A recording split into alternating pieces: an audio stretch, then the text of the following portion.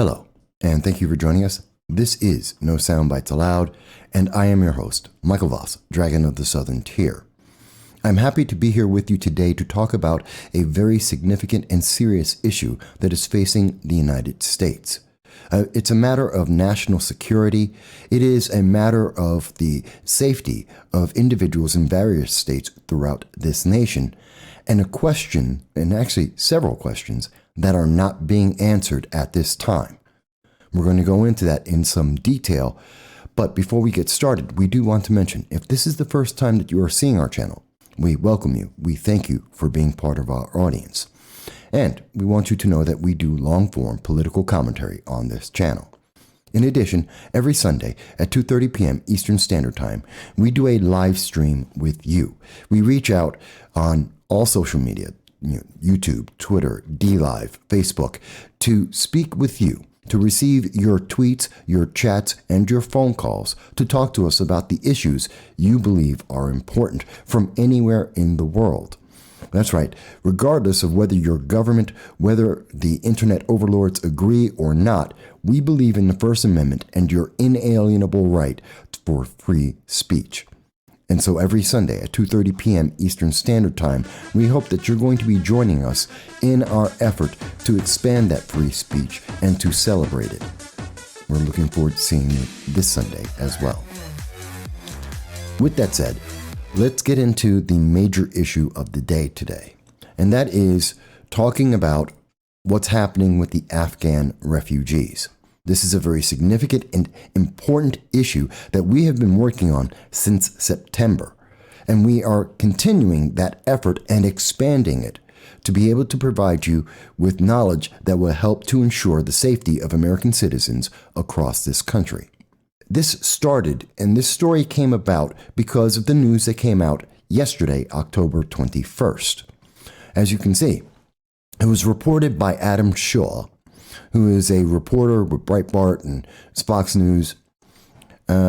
He came out and made the announcement. He revealed that there was an article from speaking about Montana's governor, Giaforte, and his office, and he confirmed that an Afghan refugee who was placed in Montana has been charged with sexual assault.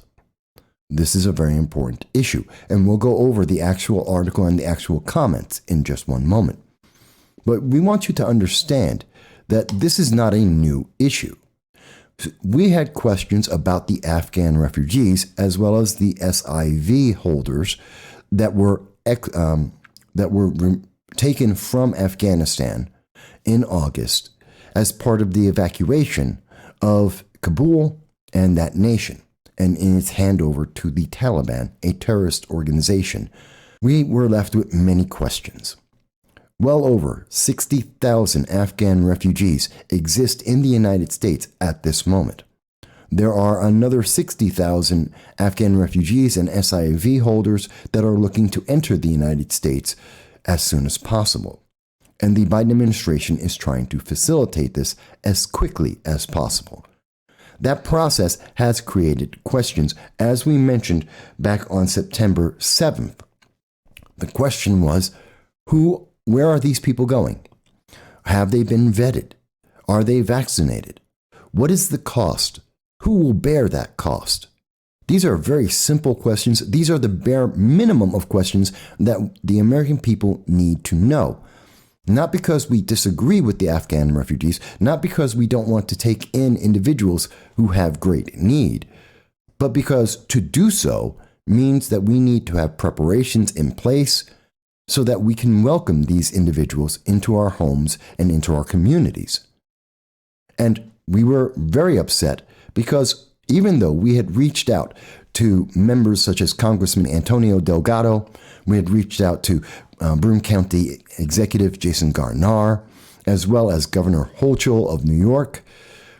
In our effort of trying to reach out to several members, we actually only received a response from 2 members, Congresswoman Claudia Tenney and Assemblywoman Donna Lupardo.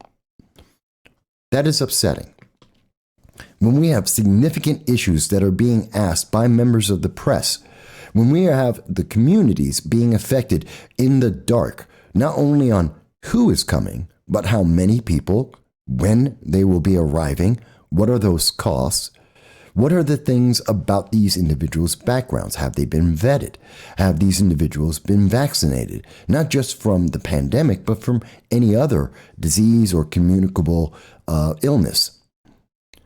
These are very serious and significant questions, and the total sum of answers from Congresswoman Claudia Tenney and from Assemblywoman Donna Lupardo, based on all information at the federal and state levels of government, is nobody knows.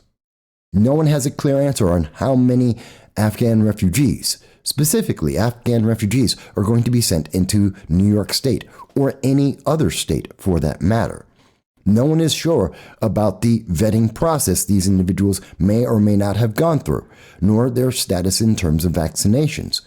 There are many questions. We have no idea what the cost will be or who will be bearing that cost. There are significant issues that are existing at this time, and those issues are being compounded and highlighted by the fact that there is a clash of cultures that is ongoing, and some of these individuals who have entered were individuals who were denied access to visas and to enter the United States in the past.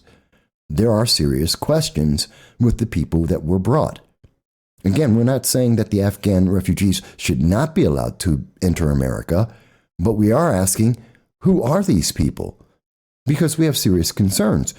Shortly after our response, after receiving our response, only from 2 members we had asked at the federal and state level, we still have yet to receive a response from Governor Hochul. We have still not heard from Congressman Antonio Delgado.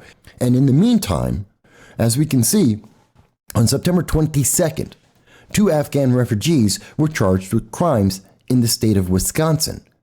Those crimes included sexual assaults against women. In one case, against a woman of 16 years of age.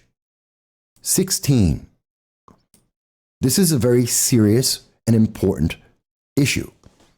This is a serious concern. And it's not the only one. We see that in Texas, in El Paso, there have been no arrests at this moment, even though a United States servicewoman serving at Fort Bliss was attacked by a group of men. And I want to be very clear, a female soldier was attacked by a group of men on September 19th. As of the reporting of this article from K Fox, we see that, which was on September 24th, as of the time of the reporting, nothing was being done. No criminal charges existed. Going forward, looking at October 22nd, today, Representative Harrell noted that Americans need transparency with Afghan refugee vetting because it does not exist. And she spoke of an incident where a female soldier, a different female soldier, in the state of New Mexico, at Fort Bliss, was assaulted by a group of men. And she says, and Congresswoman Harrell says, quote, "We had a meeting with leadership at Fort Bliss as soon as we were made aware of this incident. What is very troubling to me is our office has made multiple requests for an update on the investigation, and we're being stonewalled. I'm concerned that there have been no arrests made. We don't even know if these Afghans are still at Fort Bliss because, as you know, they're allowed to leave the base at any time. It just goes to show that the American public needs transparency with the Afghans." This is a serious issue, and we are seeing this in New Mexico, Texas, Wisconsin, and now in Montana. How many states will we see these kinds of incidents? What kind of vetting has been done of the Afghan refugees, especially individuals that we have identified that in the past would not be allowed to enter the United States and now are in the United States? There are 60,000 Afghan refugees, which, as we are told by the Congresswoman, can leave the military bases they are on at any time, and therefore go and become part of the communities across this nation. And we have no idea of the vetting. We have no idea who these individuals are, what their goals are, and we have concerns because there seems to be a growing number of reports of some of these individuals assaulting women. Let's go into what we see that was reported by Adam Shaw on Twitter and the actual report from the Montana Standard that he was quoting from. This was on October 21st. The story has been since updated a few hours ago, today on October 22nd. The article by Zoe Bulci, I believe I got her last name right, states that Governor Greg Gifford, U.S. Senator Steve Daines, and in addition, with the update, U.S. Representative Matt Rosedale are calling for President Biden to stop Afghan resettlements in Montana after humanitarian evacuees from Afghanistan was charged with sexual assault in Missoula earlier this week. Yet again, we have another individual who is making assault. In this case, we know that there are at least 20 Afghan refugees who have been relocated into the Missoula, Montana region. 1 out of 20 has decided and has committed a crime, allegedly. And he has allegedly committed a sexual assault and has been arrested. This individual, as the story goes on to identify, and as we see confirmed by, this is KPAX News Channel 8 out of Montana, also highlighting this with the full comment of what the governor had stated. We said these situations are getting worse. As quoted by KPAX News, News Channel 8, Governor Gifford says, quote, we support providing a home for our Afghan allies that have been fully vetted. We have a tragic situation with alleged sexual assault yesterday with someone who arrived here in the state earlier this month. I call on the Biden administration. This individual did not have an SIV status, meaning he was not an individual who had worked with the United States over the last 2 decades in Afghanistan and evacuated because of that status. The governor goes on to say, I called on the Biden administration to assure us that these refugees are fully vetted. It's not clear to us that that has occurred in this situation. So we're asking the Biden administration to halt the placement of refugees here until they can assure us that the people are being placed, our allies are being placed here, are fully vetted. That's a very strong statement, and it highlights a strong concern. Who is in America at this moment? Of the 60,000 individuals, the overwhelming majority are not individuals that we have any idea about. Senator Daines states, based on the reporting from KULR 8, News Channel 8, an NBC affiliate, Senator Daines said, quote, the fallout and consequences from President Biden's disastrous withdrawal from Afghanistan continue. While I support assisting our fully vetted Afghan allies who served alongside our armed forces, President Biden has failed to provide answers as to who has come into our country or if they have been fully vetted according to what's required by law. I've spoken to Governor Gifford about this situation, and I stand with him in calling on President Biden to stop all Afghan resettlements to Montana until we get answers. In addition, a statement from Representative Matt Rosedale states, in part, quote, for months I have warned of the consequences of admitting and resettling unvetted Afghan nationals throughout our country. These unvetted Afghans do not share our culture and our values, and as this horrific incident shows, they represent a serious risk to our communities. We cannot allow this administration to continue to jeopardize the safety of our communities and the security of our nation in the name of empathy. I urge the Biden administration to immediately halt the resettlement of Afghan nationals across our nation and begin to remove Afghan evacuees that have been resettled from the United States. You may or may not agree with the statements of these elected officials. You may believe that we have an absolute obligation, regardless of the differences in culture, regardless of the vetting of these individuals, that we must take them in. But at the same time, we must protect American citizens. We must be aware in our communities of who is entering these communities from across the world. We must be able to integrate these individuals into our society, and they have to respect our laws and our citizens. These are significant concerns. And I want to be very clear that there are approximately only 16% of the individuals that have come into the United States at this time appear to have gone through a vetting process which has 14 steps and normally takes between 18 to 24, sometimes 36 months. A year and a half to 2 years. These individuals were allowed to enter the United States in the space of less than 1 month. In 16 days, we took 124,000 individuals, and 60,000 of them were brought into the United States. Well over 75% of these individuals we know nothing about. That is a significant concern. And this has been done because of a program which is titled the Afghan Placement and Assistance Program. And we want you to know what that program is, because it's not often mentioned. This program, as it is stated, is a humanitarian parole, is used to bring someone who is otherwise inadmissible to the United States for a temporary period of time due to an emergency.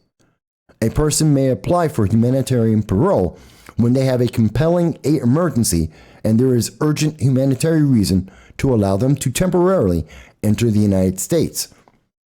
When specifically considering Afghans, evacuees are receiving parole when they do not qualify as an SIV, in other words, having worked with the United States over the past 2 decades, or are unable to complete the Special Immigrant Visa SIV processing.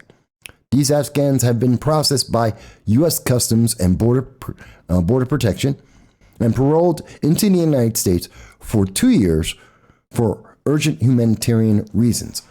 Let's be clear.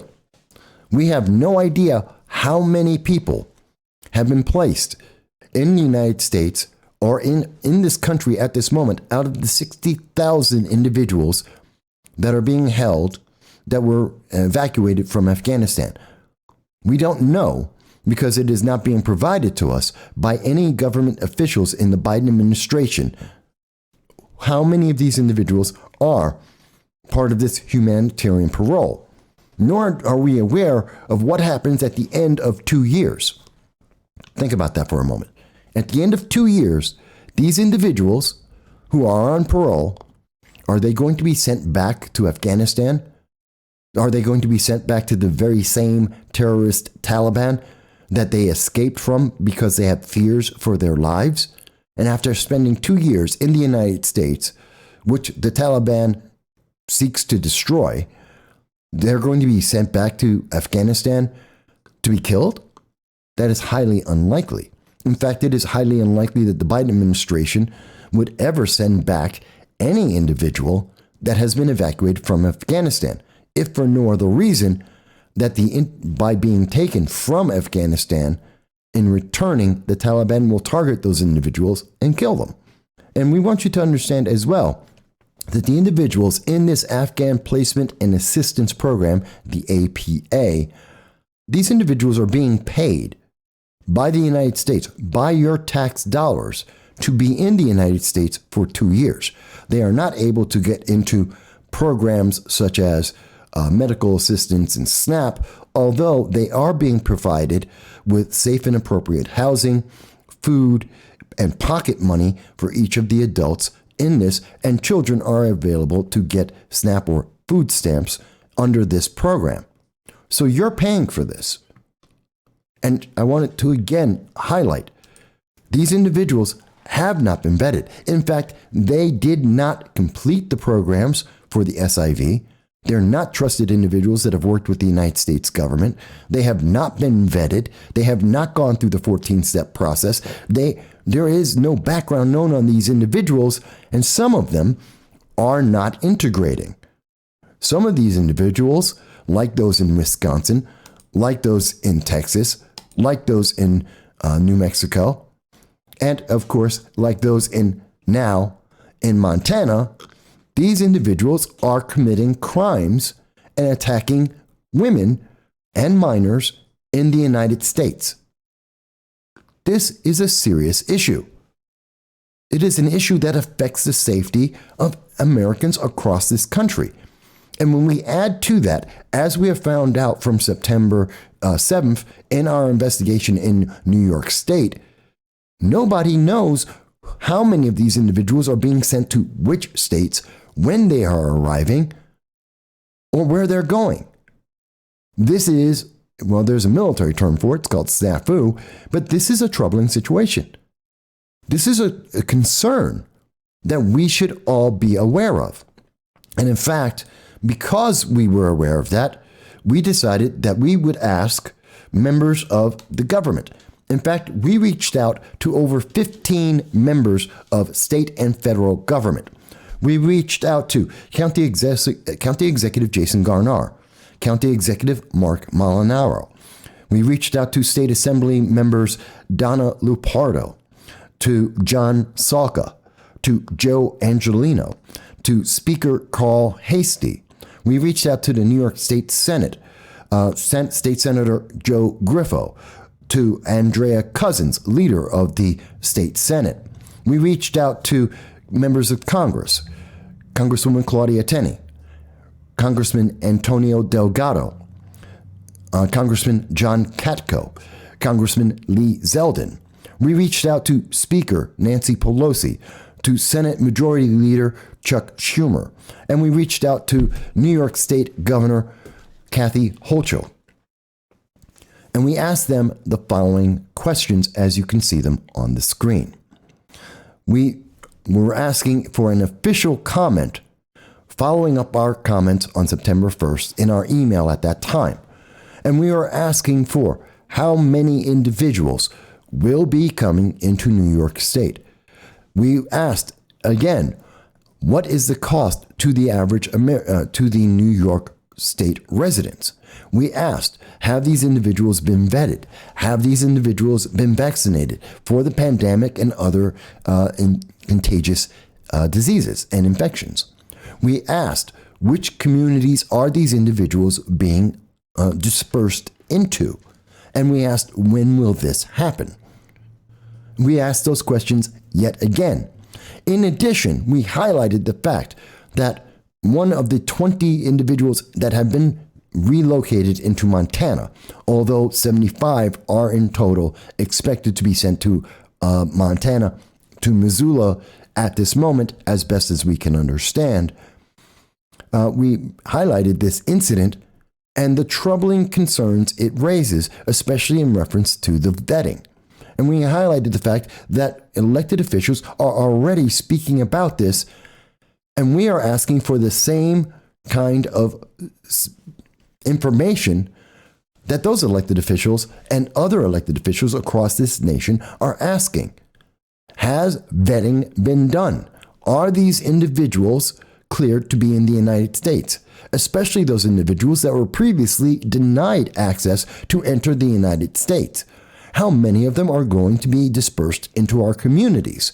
These are important questions, and we have offered the opportunity to all of the 15 members that we have just named to you.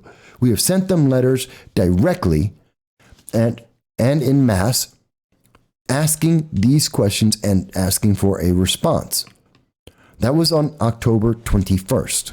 We made them aware that we would be making this video today, October 22nd. We delayed this video to ensure that the maximum number of our elected officials would be able to respond with some form of comment. We, in addition, told them that we will further update this as we receive more comments from our elected officials with answers to the questions that we have asked. We have also given all 15 of these elected officials the opportunity to appear on this channel, to do an interview, to speak to these questions in front of you, and that every comment, whether it is written or otherwise signaled, whether it's an interview, it will be provided to the public, unedited, verbatim, and in full context.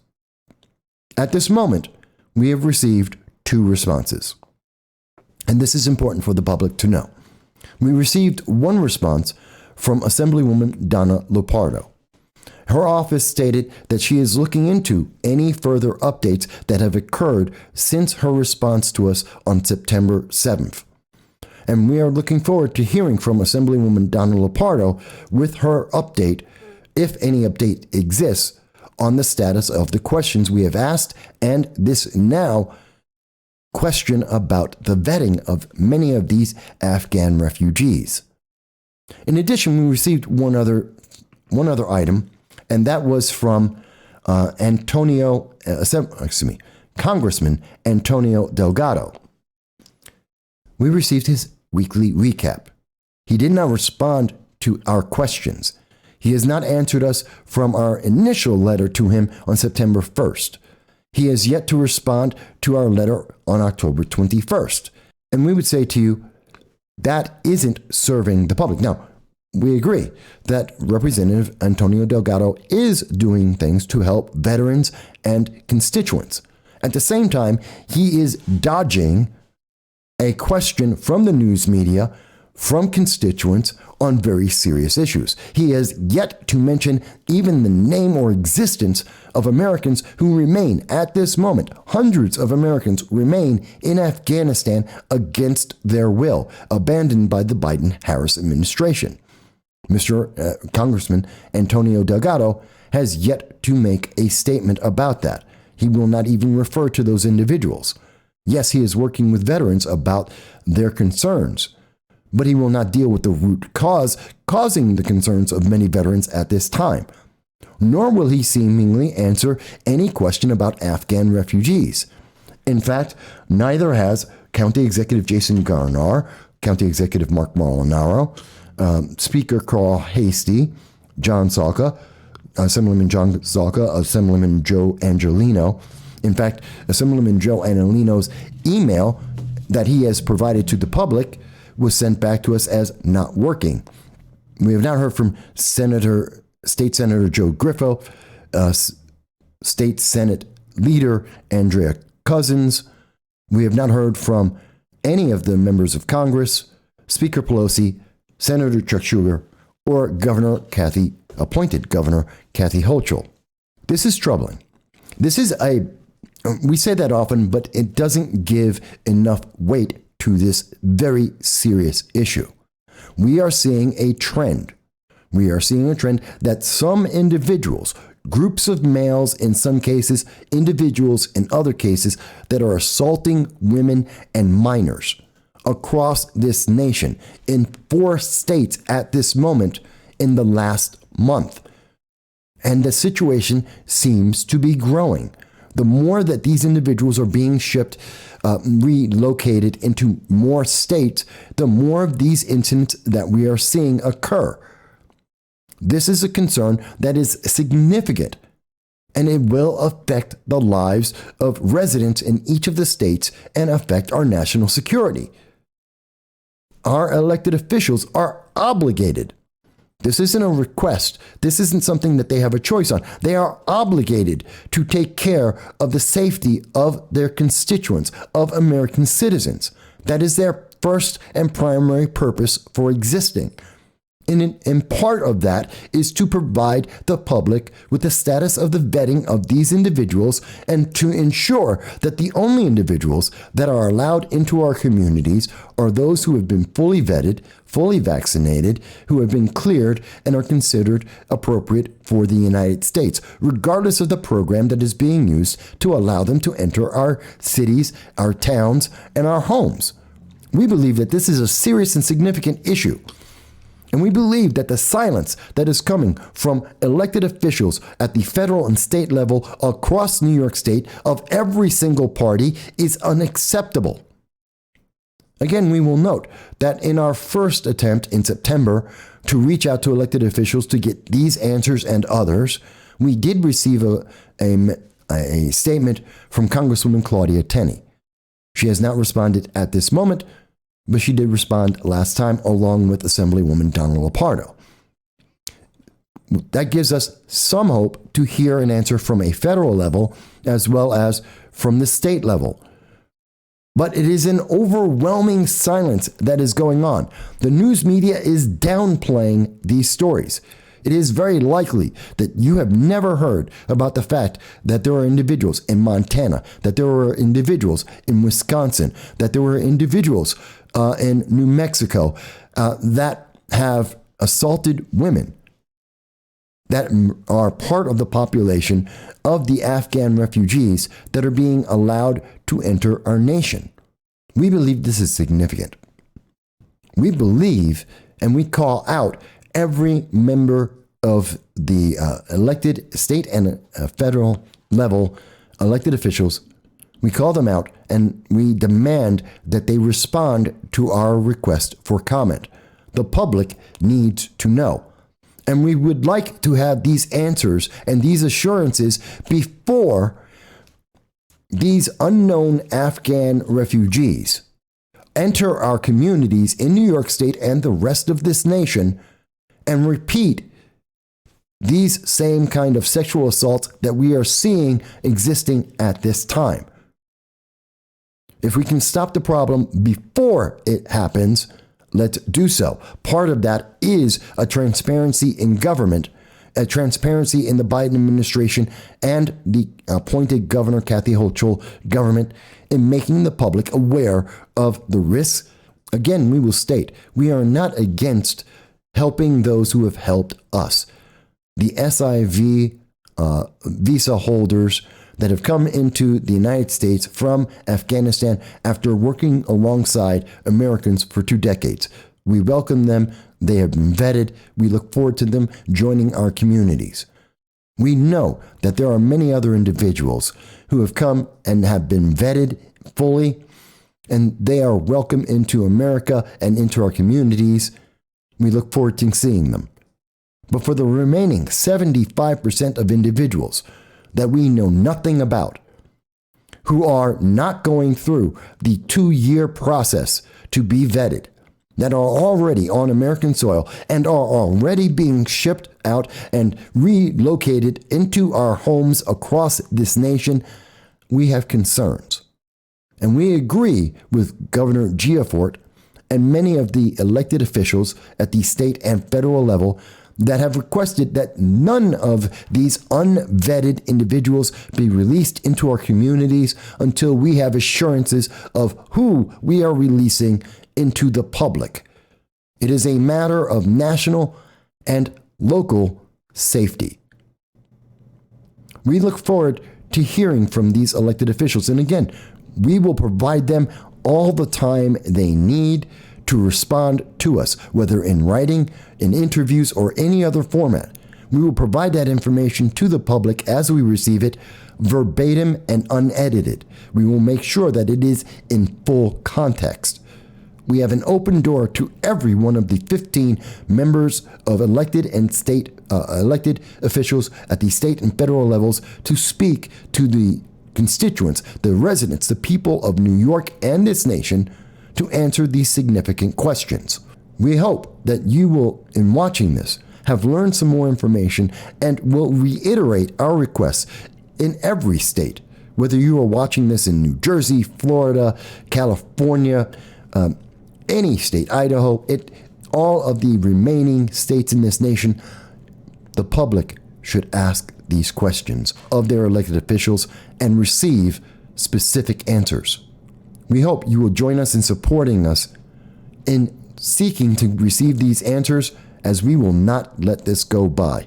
We will continue to ask these elected officials to respond officially with the status of the questions we have asked, to inform the public and to make them aware and to protect the American people. We look forward to receiving these answers, and we look forward to hearing your comments on this important issue. We thank you, and we wish you well.